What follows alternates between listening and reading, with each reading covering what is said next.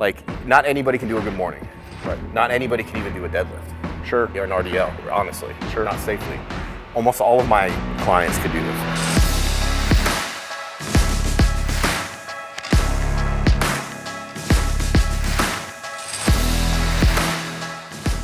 Stand in front.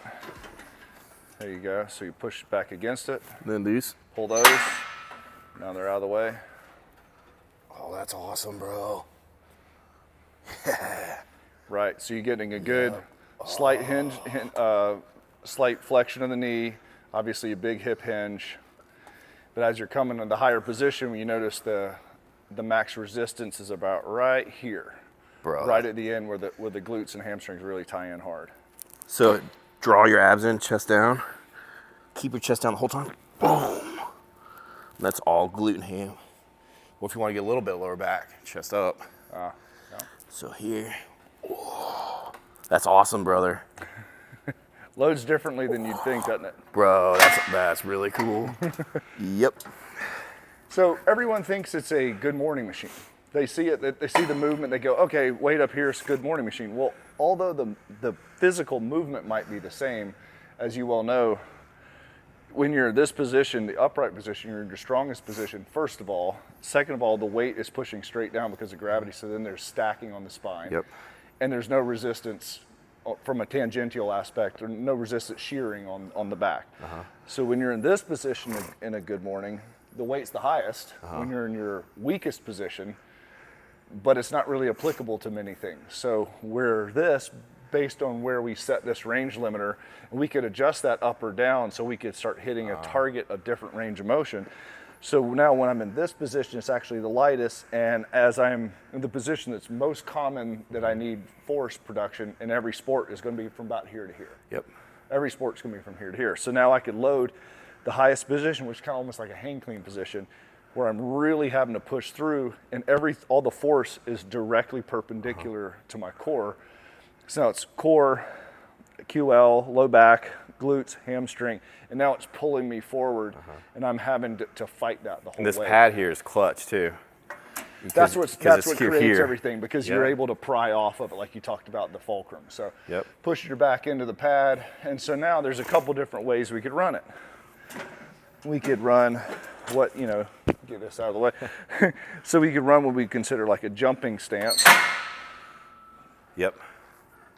So that's more like doing a broad or a vertical jump. If I wanted to, I was gonna say single leg. The sprint stance. So I want you to play with that. But then those are really the two stance options, but that's gonna to maximize different places on the body. So play around with that a little bit. And if we need to move the ankle point, I could load your front leg a little bit more. There you go. Oh, dude, that is so good, especially at the top there. It lets you get a better stretch too, because I don't feel limited, like I have to stop. So I can like really sit at that body. I feel a great stretch. And just bam. Yeah. Bro, that's awesome. Because there's nothing else that's going to give you the force directly this way. Because normally if you're here, it'd be stacking directly down. Yeah. But the force curve now is boom, right there. It's the highest. I mean, it's called the back attack, but it should really be called like the glute ham attack. Yeah. Because like you don't feel it in your lower back as much. Yeah. It's just a stabilization, but the engine is the glute. It's the glute and hams, like nothing else. That's amazing. Another thing with good mornings is people are limited by their shoulder mobility. Sure. So the barbell will sit on their C7, on their cervical spine, and then so it's like a double whammy. They build that momentum.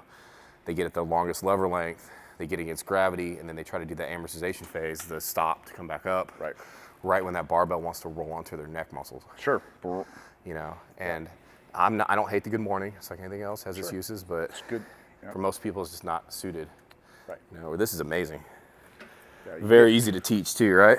Sure. That's kind of where we're seeing it, especially from the college, especially football in that world. Yeah. They're having, because of actually how the NIL and all the transfer portals have set, developmental training is getting minimized because they have to get. Most kids are walking to college never having done a good morning in their life. And they got to get them loaded pretty fast because I need you to play in 6 weeks. And I might only have you for a year. Yeah. So now pieces like this are becoming more and more popular. They could load, hey, slight bend in the knee, hip hinge, explode through the end, 4 sets of 6 go. So I look at machines in 2 different categories, either a machine like the X Factor where you can do a lot of different things on it, right? With this, you can do some variations. You can really only do one thing, but it's one very important thing. Correct. Right? Yep. So like the machines where you have a whole contraption and you do calf raises, it's like, okay, you know what I mean?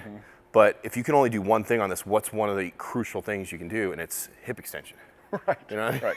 Yeah. So it's worth the space, even if it only does one thing, because it's one very important thing. You can live on it. That right? anybody can do. Yes. Like, not anybody can do a good morning. Right. Not anybody can even do a deadlift. Sure. Or an RDL, honestly. Sure. Not safely. Almost all of my clients could do this. Right.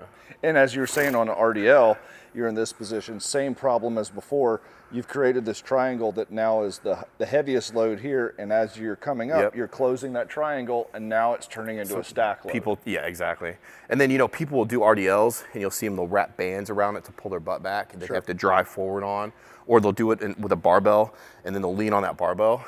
Like, everything they're doing, they're trying to simulate that right there. Correct. You know what I mean? Correct. They're trying to create some kind of force to push forward into. Right, but you're getting this versus this. Exactly. That's the hard part. So the resistance is here and here, and with that, it's here and here. Correct. Yeah. Correct. And what we could do, like for instance, we could adjust, like I said, the range of motion a little bit. I'm sorry, not the range of motion, the load parameter. So let's load you up a little bit more in that. Oh, we'll leave it like that. We'll float it. Okay.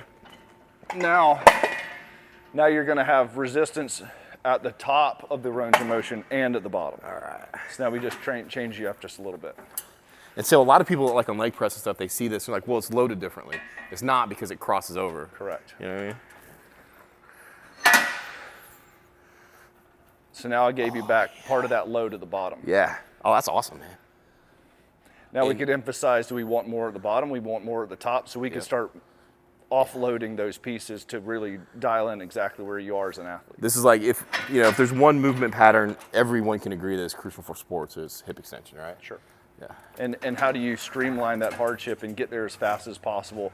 And I hate to say, with as little coaching as needed, remove as many possibilities for injury, and like get in it, click at the right space, and now just put effort towards it. And the thing is too, it's suited in nature to be a power type exercise if you wanted to. Sure. You do a lot of power on the way up. Yep. You know what I mean? Whether it's banded, and just by its load parameters at the end, you're going to need it anyway. Yeah. You're going to need a little bit of velocity coming into it.